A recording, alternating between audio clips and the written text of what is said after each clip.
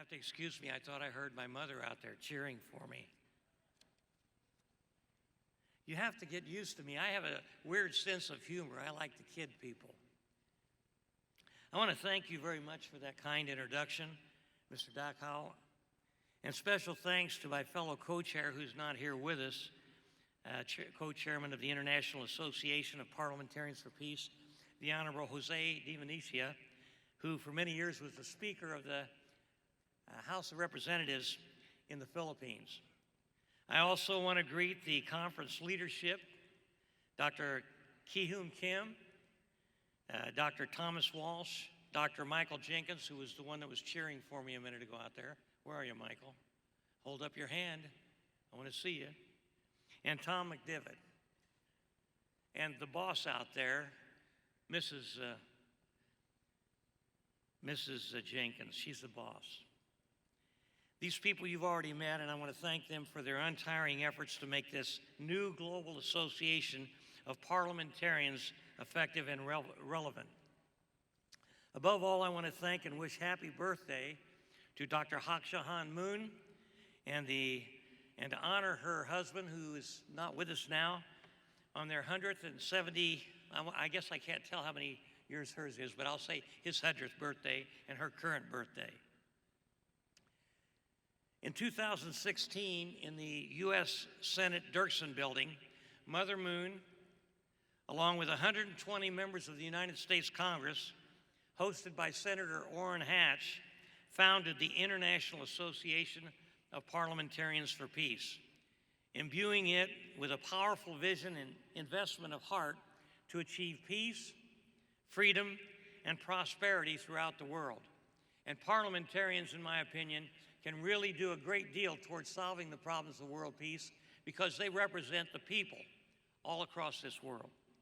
It was just over 3 years ago that we established the IAPP, and a number of us have put forth some suggestions of issues that impact every person on earth, and that might be worthy of concerns for this organization to consider during the coming decade. I'd like to offer my fellow parliamentarians gathered here 5 issues that I think we can all agree is very important. They're pillars of concern, and we may want to work on those to take on a global effect. One issue that was pivotal behind the establishment of the IAPP was the danger that a divided Korea poses for the rest of the world, now that nuclear weapons are a part of the equation. This year will mark 67 years since the end of the Korean War, since it ceased, without ever being really ended. And if anything, the situation since then has gotten even worse.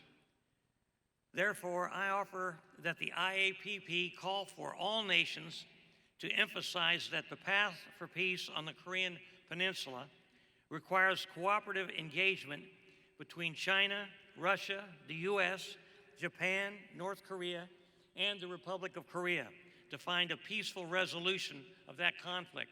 And with us today, we have one of those people who worked on the 6-party talks in the past, U.S. Ambassador Hill. U.S. Ambassador Hill, raise your hand so people can see you. There he is. He worked very hard, and I think he'll work again if we need him.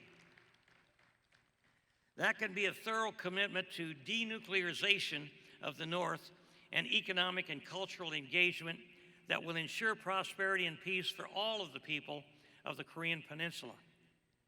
In this, the nuclear age, it is essential that we work together to find solutions that will solve our problems in a peaceful way.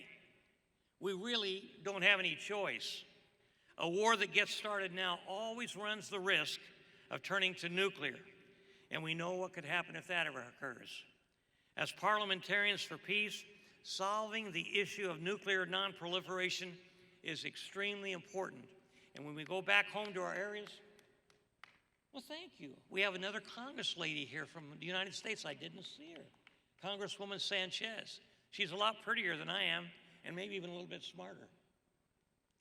Anyhow, for us to go back to our districts and our countries around the world and talk about how important it is that nuclear nonproliferation be pursued is extremely important.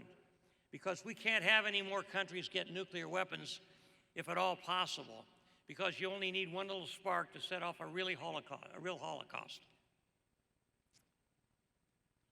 The next pillar on the short list of that most of our members is the protection of the noblest, time-honored practices found to be essential to the health of societies around the world. I refer to the values that promote marital fidelity and happiness and the stability that such marriages create.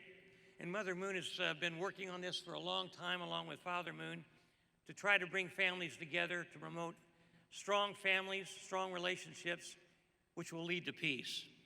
Out of families that are internally secure and emotionally healthy grows a spirit of respect for all faiths and nationalities. Healthy, happy families teach us how to respect and care for one another. Another issue that would be good for the IAPP to adopt as one of our pillars is our unity against terrorism. Terrorism is war against innocence, war on innocents and civilians and the most defenseless among us. The universal support of our second and third pillars of freedom of religion and family values are barriers to the adoption of terrorism as a means of a political solution. The final pillar is to strive for sustainable economic development and good governance, which helps create a stable society. Respect for an individual's rights, which include property rights and the right to conduct business, is essential. Freedom to develop and freedom from fears of one's own government fosters an environmental sustainability. These are just some of the thoughts, some suggestions, and there are others. A global body of experienced professional parliamentarians like those assembled in this room has never existed before that I know of in the modern era. And in an area of instant communication around the world, parliamentarians can be a real asset towards world peace. There is so much that we can accomplish.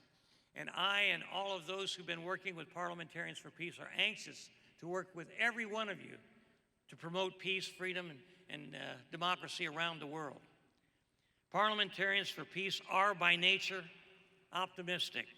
Our expectations always include a large measure of hope.